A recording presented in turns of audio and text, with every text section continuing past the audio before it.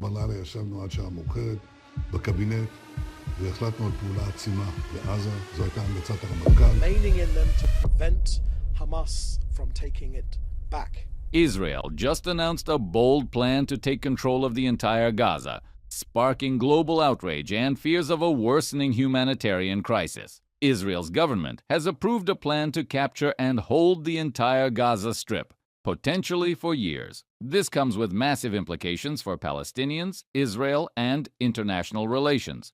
Israeli officials confirmed that the government has greenlit a plan to seize the entire Gaza Strip. בלילה ישבנו עד שעה מאוחרת בקבינט והחלטנו על פעולה עצימה בעזה. זו הייתה המלצת הרמטכ"ל, ללכת, כפי שהוא אמר, להכרעה של החמאס, ובדרך הוא חושב שזה יסייע לנו גם לחלץ החטופים, ואני מסכים איתו. אנחנו לא מרפים מהמאמץ הזה ולא נוותר על אף אחד. תהיה הנאה של האוכלוסייה כדי להגן עליה. דבר אחד יהיה ברור, לא ייכנסו ויצאו. נגייס מילואים כדי שיבואו יתפסו שטח, אנחנו יוצאים מהשטח, רק אנחנו עושים פשיטות ממה שנשאר, אנחנו לא שם. זו לא הכוונה. אוקיי. הכוונה הפוכה.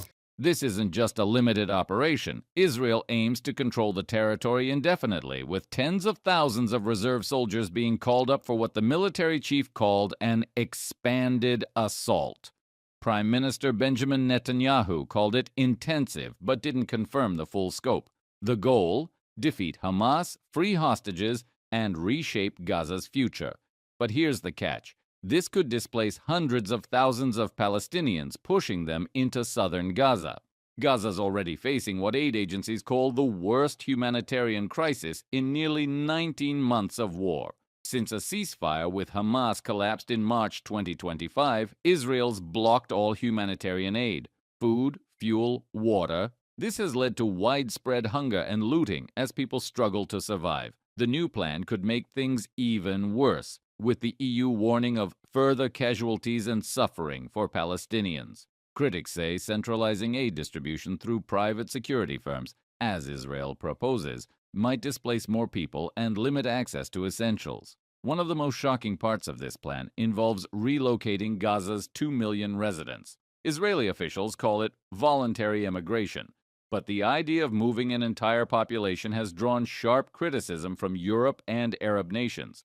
There's talk of the U.S., under President Trump, possibly taking over Gaza and facilitating this relocation, though details are murky. Netanyahu says it's for the population's protection, but groups like Hamas and the UN argue it's a form of political pressure and violates international law. The EU is urging Israel to show restraint, while Hamas has rejected the plan outright, calling it political blackmail. Meanwhile, families of Israeli hostages, about 24 are believed to be alive, are furious, saying this escalation puts their loved ones at risk.